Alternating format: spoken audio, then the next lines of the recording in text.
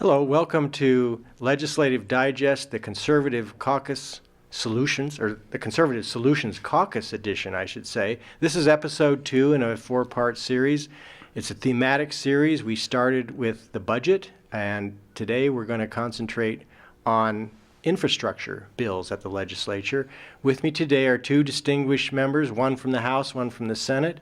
So I want to first introduce or welcome you, Representative Mike Hopkins from Missoula, and our more familiar figure here in Helena, Senator Terry Gauthier. Thank you both for being here. I should mention to the audience that Representative Eric Moore was scheduled to be here with us, but he got caught up in a conversation about Medicaid expansion, which is the next topic on the agenda next time we get together. Yeah. But let's start out and just sort of refamiliarize us and our audience with who you are and where you're from and the committees that you serve on, your preoccupations in the legislature. Certainly. Well, first, thank you very much for having me. My name is Mike Hopkins. I'm the representative for House District 92 out of Missoula, and that covers East Missoula, West Riverside, Milltown, Bonner, Pittsfield, Tura, Clinton, and then up through Potomac, Greeno, Cedar Lake, and Condon. And the House of Representatives, I serve on the Appropriations Committee, and then I serve on the Joint Appropriations Subcommittee for Long-Range Planning, where we deal with all of our various infrastructure grant loan programs. Yeah. Big job. Yeah, but exciting one. A lot of territory, a lot of different constituencies in your district. Absolutely. Yeah. Senator Gauthier. Well, Steve, as most people know me in Helena as Senator Terry Gauthier, I live in Helena. I live on the west side. I represent pretty much everything from West Helena all the way down to Deer Lodge, Lincoln, and the North Hills. I'm on Business and Labor Monday through Friday. That's my primary standing committee, which I love it. I love it a bunch.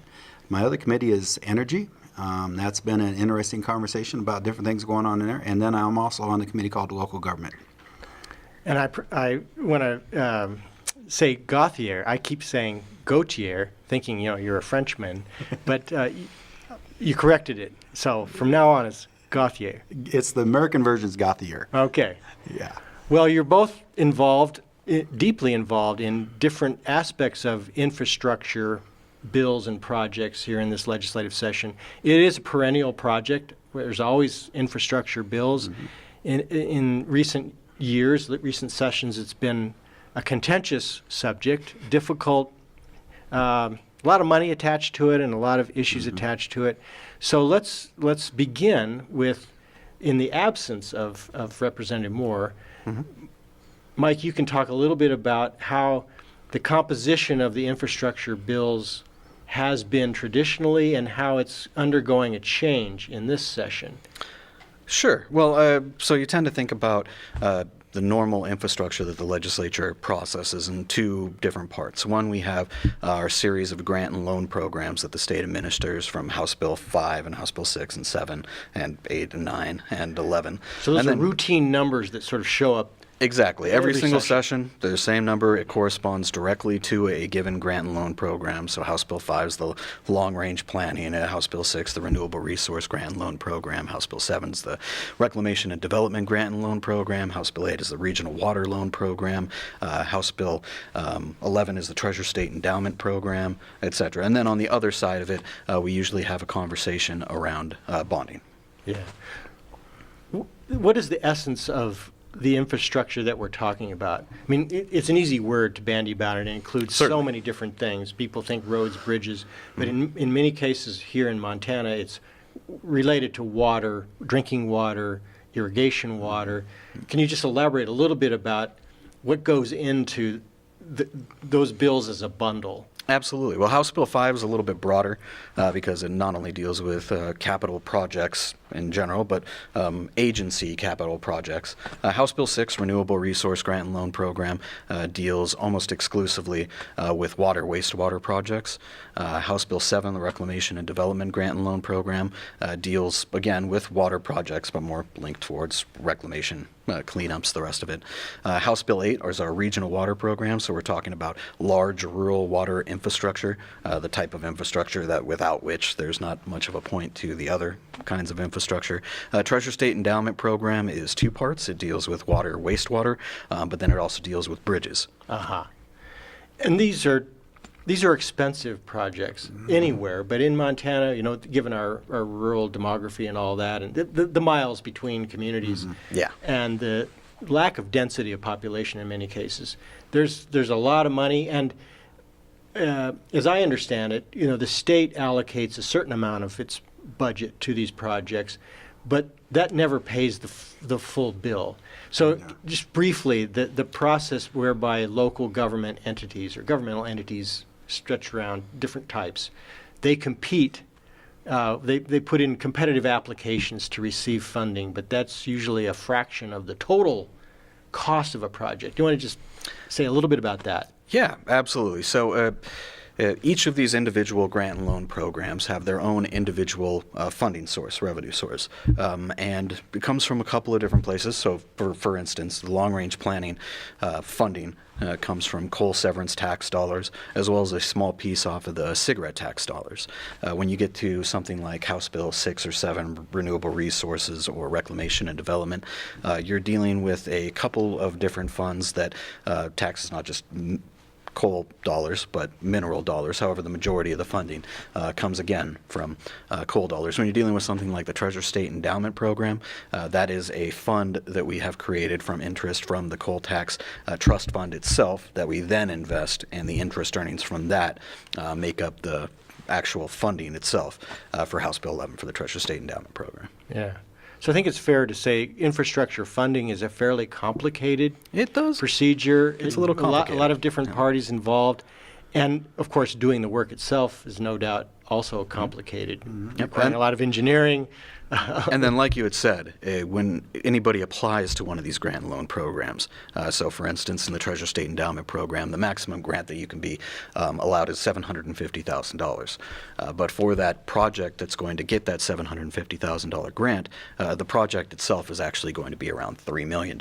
Yeah. So with the majority of that funding coming from the local side, or them having skin in the game, as we would call it. Yeah. Well, before we move on to another subject, what's the status of that retinue of bills that fund infrastructure?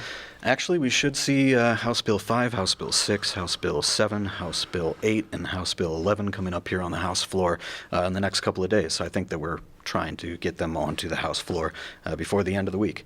Okay. So we're going to kind of go backwards beyond those mostly cash-funded projects into the issue of bonding, which, as everybody knows, the state issues a bond. We're basically borrowing money to fund expensive, large-scale projects that we don't have the cash for now, that people can make an investment.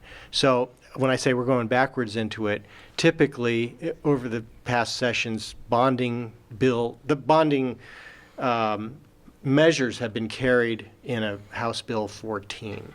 And that bill has been tabled. So, in effect, it's sort of dead. Right. And it's been replaced by a bill you're going to address here shortly. But in the past, one of the few controversies that arise in discussions of infrastructure funding and bonding are attached to some significant projects, one of which is here in Helena, and the other's in Bozeman. A hall, Romney Hall in Bozeman on the MSU campus. And what's really familiar to us here in the capital city is the Heritage Center, or the Historical Society, and its renaissance, in a new structure. So that's a long-winded way of saying, for the first time, I believe, or at least uniquely, the Heritage Center has been broken apart. It now has a separate bill, which you have sponsored. Tell us a little bit about the rationale for breaking away from the pack and as a standalone measure, and what's unique about the bill that you're carrying. Well, that's a great question. Historically, there's been at least 10 sessions that the Historical Society has been trying to get this thing passed so we could expand on and get the new addition to the Historical Society built. And of course, that's been not what everybody's favored in the infrastructure bill. They kind of figured that's not where it should have been, along with the Romney Hall. So I think parties to be finally said, let's move the Historical Society along on its own set of legs. Let's put it out there and find a different funding mechanism to take care of it. So I have a bill called Senate Bill 338, which is now the new bill that will carry this thing hopefully right to the goalpost. So we're going to fund it through a 1% increase on the bed tax. And that 1% increase will affect the hotels and the rental car industry.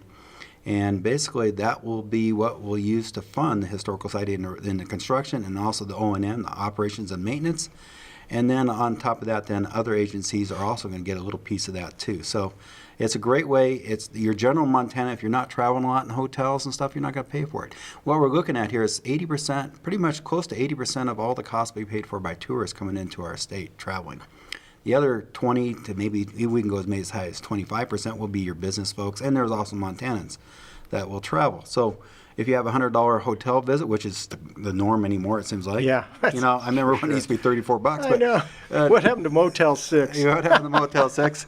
I mean, now it's, so basically for every $100, you know, you're going to have a $1 increase on the bed tax, which is what's going to help fund these programs. So I think it's a really good mechanism. And one point I want to put in this particular bill, you know, we have a lot of state employees and different agencies traveling around doing business through the state. But we've got already set it in place that we'll recapture those tax dollars spent on the bed tax and recapture those and send those back to the agencies so they don't end up using tax money to pay for a tax, you know, for a program. So we'll recover that money. So that's a pretty good deal. So now we'll recover $400,000 or $500,000 over the year. So that'll go back to the agency's budget. So that'll be done when they submit their receipts, and the receipts, and they compile that, 1% and everything, and they recoup that. Actually, it's 4% with the increase. So I think it's a great program for the Historical Society. I'm excited to see it, and it's going to be built over a period of 4 different phases. We'll start with the new parking lot first. If we pass this bill out here and the governor signs it off, hopefully very soon, then we're looking at first thing they'll do over there is they'll build that parking lot, and I think it's going to create 93 brand new parking spots. That's the first project that'll come right out of the box. Yeah. So as you said, the bill designs the Heritage Center's construction in phases, so that you don't have to wait. The people don't have to wait. The state doesn't have to wait for all the money to arrive into these various kitties for construction, for maintenance, and all that. You can get started right away. That's correct. Is that correct? Another thing that you may have mentioned, but I read it, is that you figured out a way to sort of share the benefit of this project by creating a grant program a competitive grant program. It's not dissimilar from what you've already described with other infrastructure, that communities can compete to get grants for historic preservation in areas outside the capital city, across the rural areas of the state. Do I have that anywhere close to being right? No, actually, you're pretty much right on. Now we're going to call that the Historical Preservation Grant Program. And this is what's really nice over any other historical funding bill that we've had. This is a bill that's going to help every small town out there that's got a museum or something that's a historical in nature that's considered like in the historical register. They're going to be able to apply it now for funding to help with that project. Now, in some cases, it might be a museum. Let's just talk a museum that doesn't have an adequate HVAC system or needs a new roof or it doesn't have an adequate security system. Infrastructure. So because we want to be able to take the artifacts and the things that we have available and that we can transport to other locations in the state, get them out to those communities, let them enjoy that stuff, but it has to be protected. From the weather, it has to be security. So those are all the things that we're going to help the infrastructure side. And it's not only that, it's just maybe refurbishing a Pacific artifact out there that's part of a community that's historically. So that money is going to be there. We're going to have quite a bit of money that's available. We just want to make sure everybody out there knows they got to apply for it and get that grant, written, get it in there and get in front of the board of the people that's going to look at it and approve it and get the money out to them. Because if not, if we don't get that money spent, then the money will go back to the Tour Alliance Association. Basically, that controls most of the bed tax money now. So, what would you say is the highest hurdle that this bill has to overcome to succeed in the weeks or month ahead of us? Well, one of the biggest hurdles I think we have for me is this Monday. It's assigned to Finance and Appropriations, and that's going to be our first hearing on it. We're doing the hearing and the physical note at the same time, and we're going to discuss all the numbers. We're going to discuss what our intentions are and what the grant program is going to do, and at that same time, we're going to be basically 18 members. Then they're going to have to vote, and we need the votes to get it out of the committee. If we move it from there, then it's going to go right to the second reading on the Senate floor. Then we'll take it right to third reading, then we'll send it over to the House. That's our plan. That's called thinking positive. I'm out loud. positive. I'm very positive. This is, I think, the best plan for the Historical Society in every attempt ever done. Yeah, I think people are, in this community, of course, are paying attention because we've been talking about it and learning about it for a long, long time and trying to convince other people outside Helena area that it's good for the whole state. But okay, I want to Can I add one more thing to that? absolutely. I just want to say, though, this isn't just my idea. This is the Historical Society working with the Solutions Caucus are the ones that really came up with this idea. There's all these folks over in the House, the Eric Moores, the Lou Joneses, yourself, all those folks are the ones that come together and say, let's put this thing on its own set of legs and let's make this thing work. We've come up with a solution that takes it away from all the other very complicated programs, and I think we have a model here that's going to work. We've gone exactly to where I was heading, and that is for both of you to sort of reflect as members of this informal but important caucus within the majority party. You're solutions oriented, and there's a lot of creativity that's bubbling up from within that group of people. There's two things in this bill, and they apply across the board in a sense to bonding. We've heard many times from the majority party, no new taxes and no tax increases, period. This bill crosses that line. And so I want you to kind of explain that, because that may be the hurdle that is yet to be overcome in terms of opposition within the party. And then the other thing I've read is that some members of the majority party, and I'm sure in other parties, just are opposed to borrowing in principle. Bonding, they just don't like the concept and will always vote against it. So those are two things that are commonplace in the past, but the Solutions Caucus is pushing forward on both of them in I would say, creative ways. Can you both of you kind of just address the principled arguments? Yeah. Well, first of all, I want to say this is a bipartisan support here. I'm a co-sponsor of this bill also is Joe Kohlhauer. And she has a deep passion for the same thing I do of getting this thing done. So with that being said, I've been working with John Sessos, Senator John Sessos, and the majority leader of the House, or the Senate.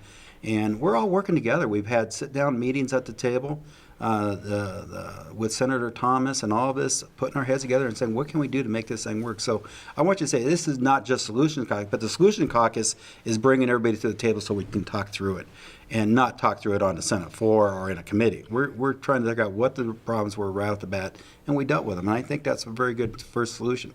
Now, the Solution Caucus, now in my case, I have never said I would never not raise taxes. I'm not one of those, read my lips. No new tax. I did never do that. We need taxes, and that's what taxes pay for the roads, highways, bridges, the failed water sewer systems that we have in the state. So I get it. We need to bond. I never said we wouldn't bond. And those kind of things like that, you have never heard that from my lips anywhere. That, now do we need unnecessary runaway taxes? No. Do we need taxes for what works? Yes. So I think that's what the Solution Caucus, we all know that, we have highways that have to handle commerce. And you can't have commerce in Montana if you got potholes and bridges falling apart. We realize that's what we need. We need transportation that's safe. Infrastructure takes money. It takes money. And, not just federal money. And not just federal. So that's what we really, in the real world, we're dealing with real problems. And that's what I love about our particular group of folks. We're like-minded. And don't worry, we have the other side of the house are right with us on this. We have some very good Democrats working with us on it. And we're working on bipartisan agreements and understandings of the end game. The end goal is what's best for Montana. So, yeah. What's your take on this? Sort of the principles that have at work behind the scenes within the majority party, but in the legislature as a whole, about bonding and about taxes when you know you need them.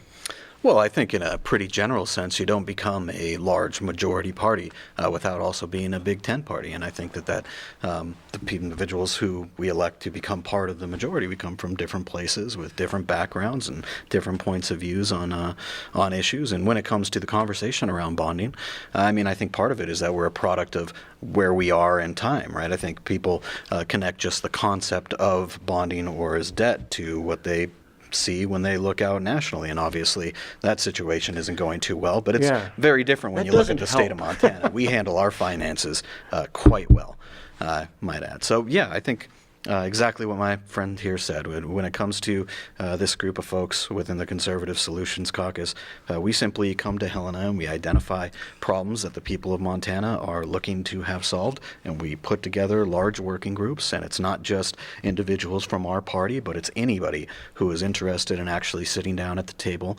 analyzing the problem, coming up with ways to address it, and developing an actual solution, and then guiding it through the process, so that hopefully by the time that we walk out of Helena, whenever it is that we end up walking out of Helena, we will have done so being able to say that we got a good amount of work done and that we solved a good amount of problems that the people of Montana were facing, which is, at the end of the day, the entire concept. Yeah.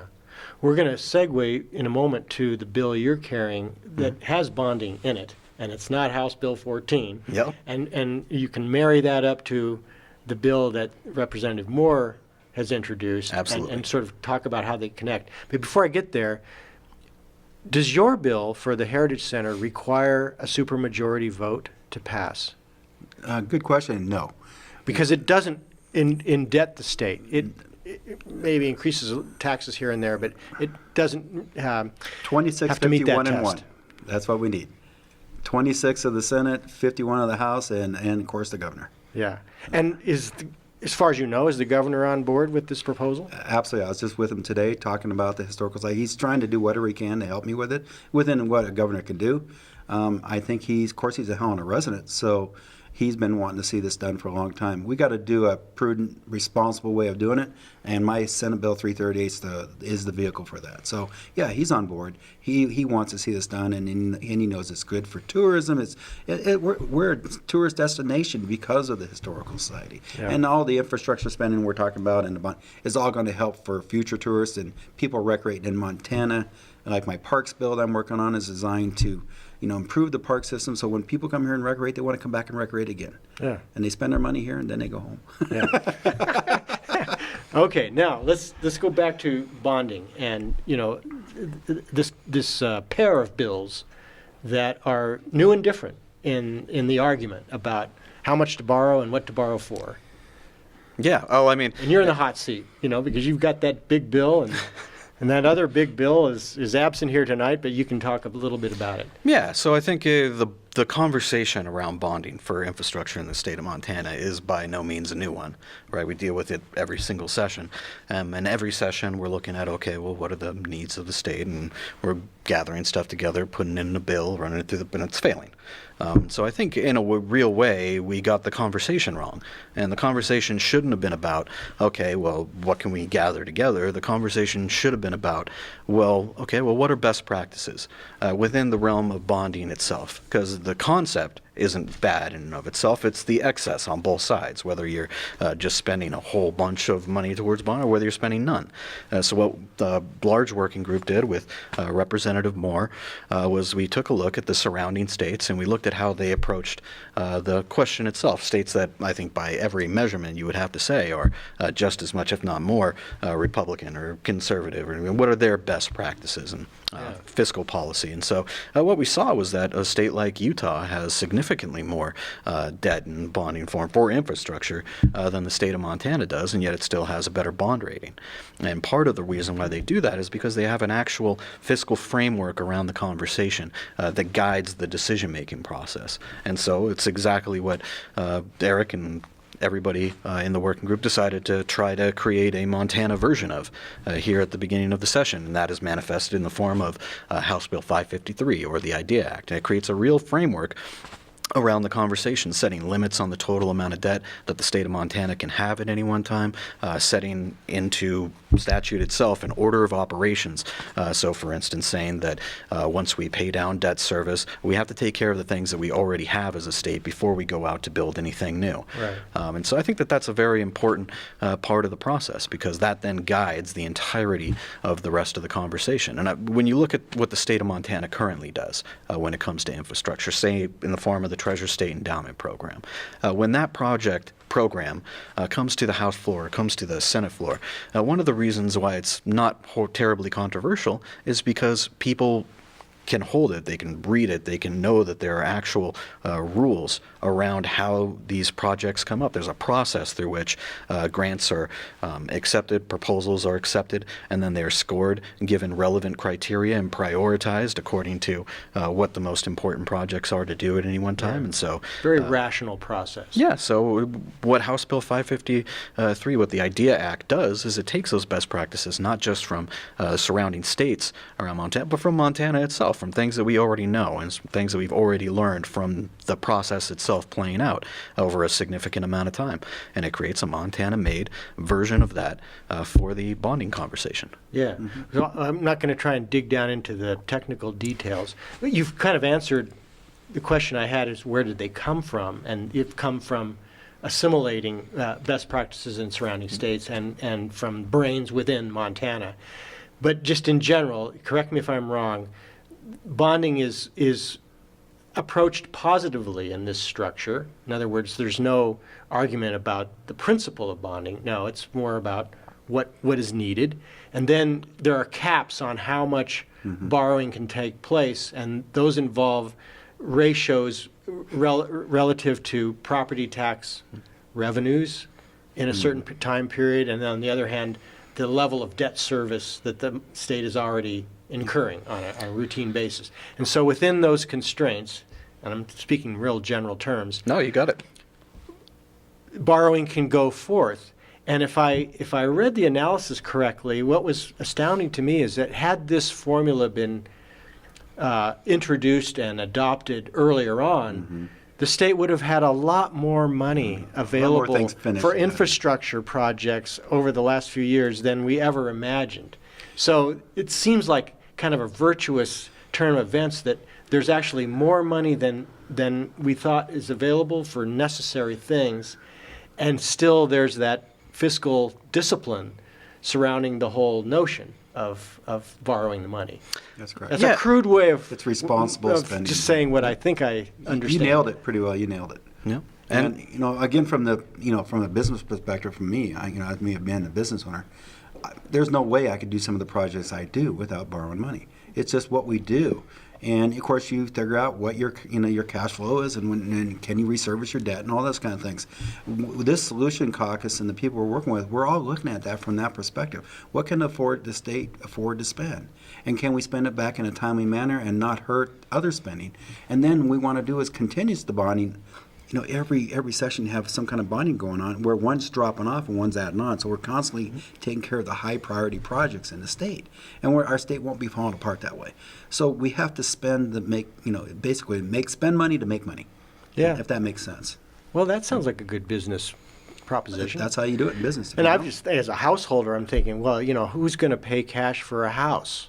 How is anyone ever really going to afford home ownership without taking out a mortgage, which is, kind of we all do it. Shadow of a bond. And I think that was the mistake that we were making. Look, when you serve on appropriations to deal with the budget at any level, what you realize is that these are all just financial tools, and none of them are bad in and of themselves. It's how they're used. And like you just said, fiscal discipline, a real responsible, measurable, controlled view of how to make those tools work for the state of Montana. Yeah, well, before I forget, let's talk briefly about the bill you're carrying. Oh, yeah. We've talked about Representative Moore's sort of policy bill, the structure.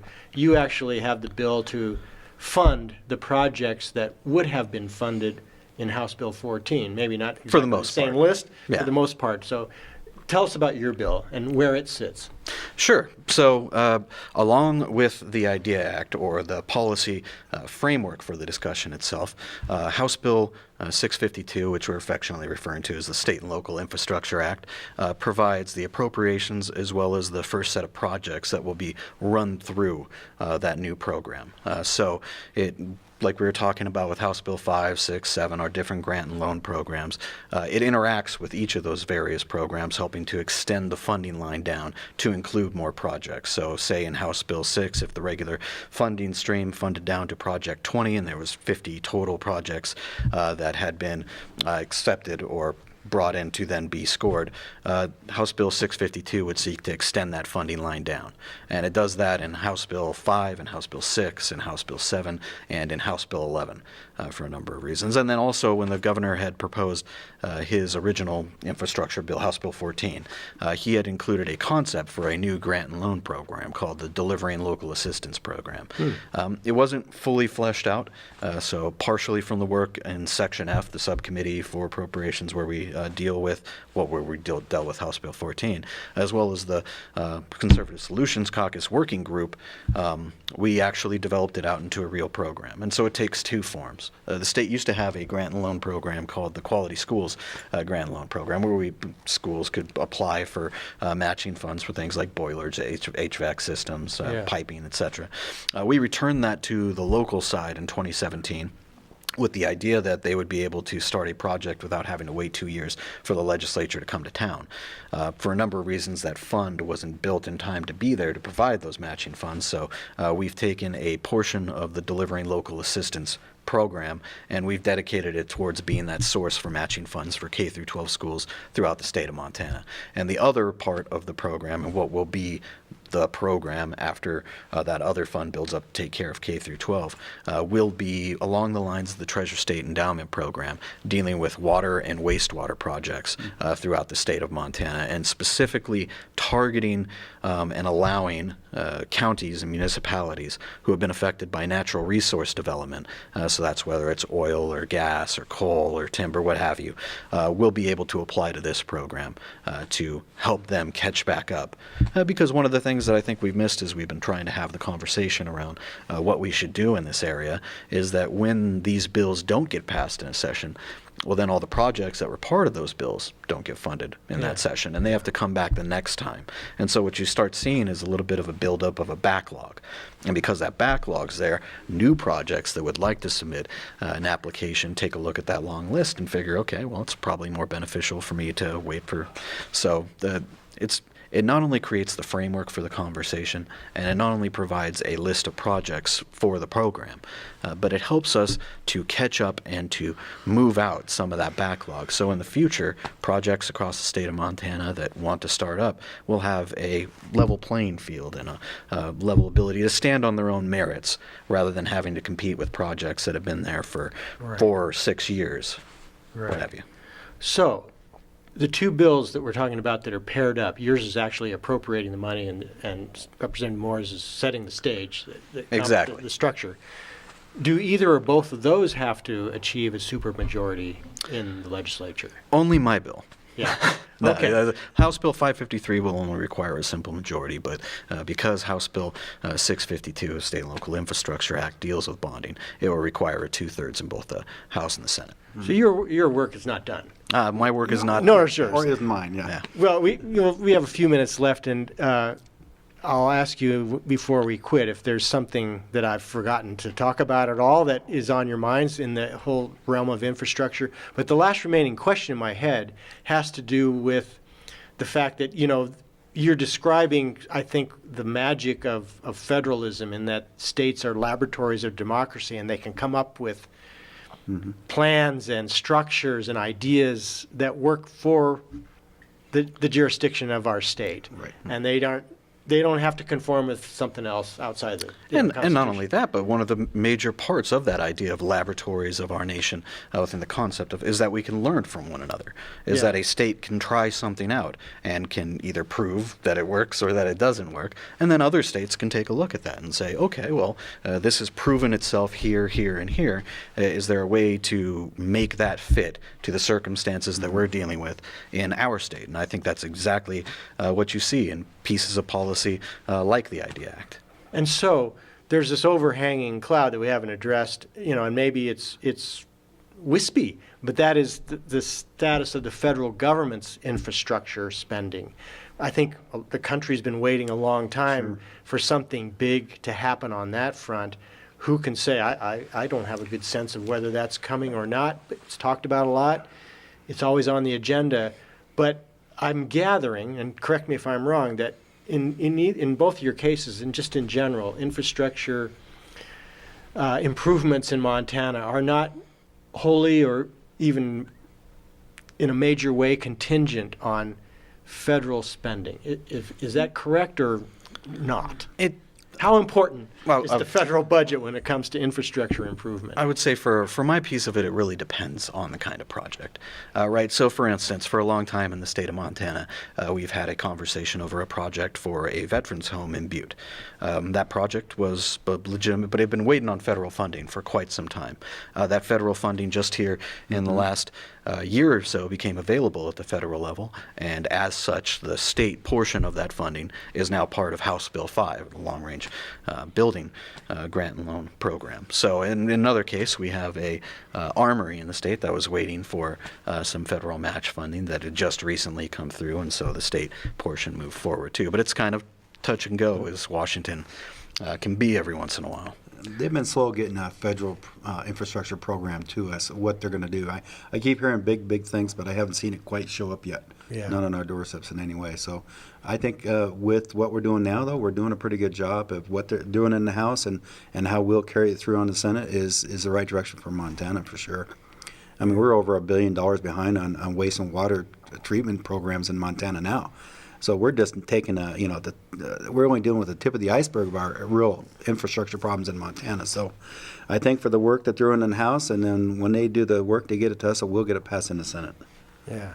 So in our last remaining moments, both of you, just what's the session like now? If we're kind of past the halfway mark, kind of heading, I wouldn't say downhill, but you can see the light, at the end of your long tunnel. What's your job like now at this stage of the session? What's the feeling of the place?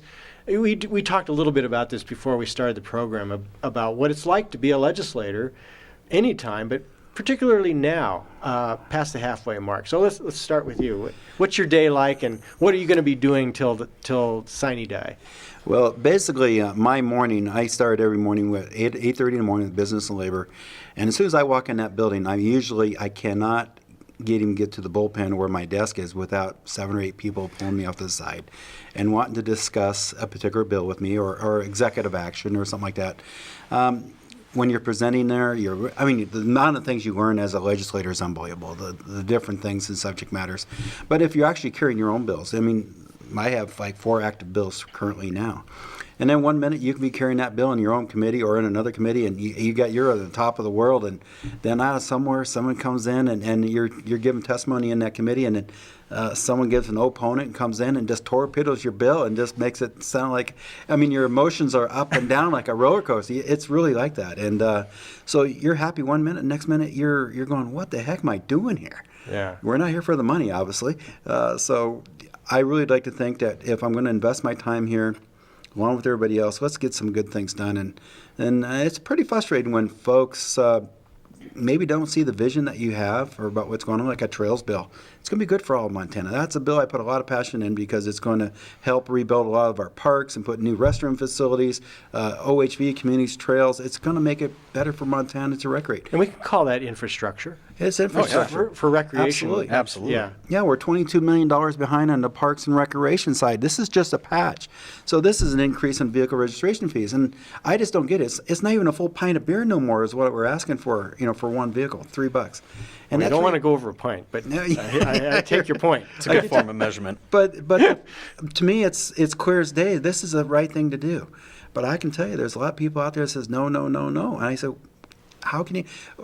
Tourism right now is almost at the number one revenue. Ag's still number one on top revenue, but tourism is about this far behind. Yeah. And better we can make our state for people to come and recreate from all over the world to travel to Montana and enjoy our parks. And what we have is it's a great revenue stream for Montana. You don't have to raise taxes that way. It's a small increase, but the investment is huge. The return on investment at $3 is great. So to me, when I see people trying to kill kill the coalition of people I'm working with, because it's just not me with this, it's very frustrating to understand where people can't see the vision of what this is going to do for the whole state. So that's very emotional for me when people try to tear down a bill that I know is a really good bill. Yeah. So it's a frustrating, but the rewards are good. When you finally get to go see the governor and you sign your bill off, it's a pretty rewarding day. Yeah. So there's gratification in victory when it happens.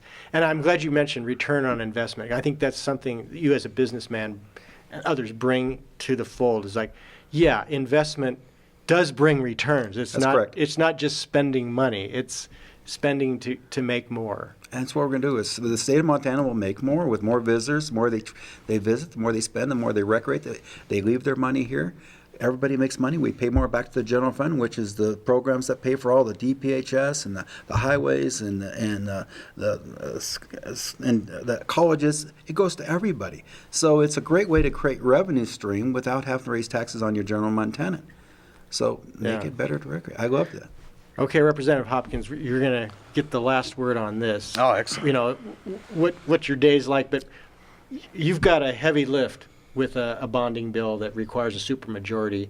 So describe a little bit the process that you will undertake to convince your peers, inside and outside the Solutions Caucus, to vote for this bill and for the companion bill as well, no doubt. They need to go together, right? Yeah, yeah, most definitely. So, I mean, it certainly is a heavy lift. I think that we all have the benefit, and I think in a general way this session, we all have the benefit of the fact that we're not doing the lifting by ourselves. We have groups of individuals that are incredibly dedicated to just getting something good done. And so that's no different, certainly, when it comes to this bill here. With any luck, this should be over onto the House floor. It just passed out of appropriations with a really good vote. It should be over to the House floor early on next week, and we'll have the debate, and we'll hopefully be able to hit that 67 vote threshold and have it again on third reading, and then ship it over to the Senate to begin the process all over again. Yeah. But the one other thing that I would say about how the session feels in general is in a lot of different policy areas. It feels like we are getting major pieces of legislation and tackling major problems and doing them not just in a more straightforward, bipartisan, but on a much quicker schedule. Yes. I think that if you were to compare when these major topics, pieces of legislation, actually end up getting through both the House and the Senate to pass sessions, you would see a dramatic difference date-wise. So I think that that's a really positive indicator about where the session is going as a whole. I think that we could very well find ourselves on the last day of the legislative session walking out having had engaged, at least in some part, in one of the most successful legislative sessions that I've seen in my adult time in Montana politics. I would agree with that totally. Well, I think this is where we should end, because it isn't going to get any better than that. Yeah. So Representative Hopkins and Senator Gauthier, thank you so much for taking the time after a long day journey for talking about infrastructure and your respective bills. Really appreciate the work you do. As a citizen, I'm just saying that. Well, thank you. We're very cognizant here of how hard it is to be a citizen legislator, but also some of the fun. I get a sense of some of the, I wouldn't call it glory, but gratification for it's a job rewarding well work. done. There's Yeah. a reward that when at the end of the thing, if you can make Montana better, like the trails or through the historic, I mean, those are things that you just got a warm, fuzzy feeling about, that you did something good. And it takes a lot of good people together to make that work, and that's fun, pulling a team together, all with the same focus in mind with the end game and knowing this is what's best for all Montanans, and that's what we want to do. I'm not a red light pusher. I'm a green light pusher. On the right bills, I'm pushing those green buttons. So, Okay. So. Okay, that'll be the last word then. Okay. I want to thank our viewers for sharing your time with us. And the next episode with the Conservative Solutions Caucus will feature sort of the mega issue of this session, by all accounts, and that's Medicaid expansion. So stay tuned for that. Thanks again. Well, Thank you, you. Steve.